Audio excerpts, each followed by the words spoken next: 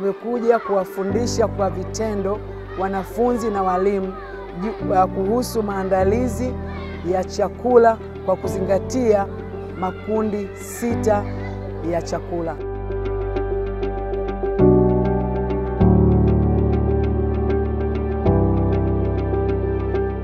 Leo kwa kushirikiana na shirika la Rekoda tumeweza kuwafikia wanafunzi wa shule ya msingi Olkokola.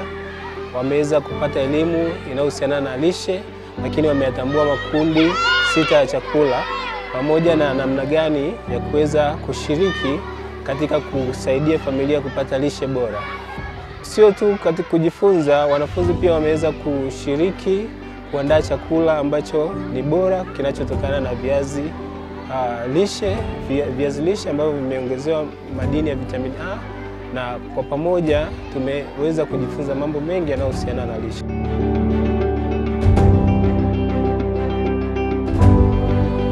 Leo tulipata nafasi ya kujifunza kilimo, ekolojia, lishe bora na kuzingatia makundi 6 ya chakula.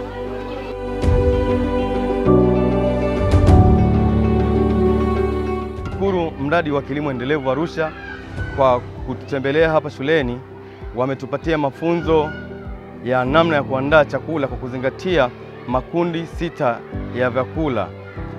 Naamini kwamba kwa elimu waliotupatia na wanafunzi wetu hapa shuleni itasaidia katika kuboresha afya zetu.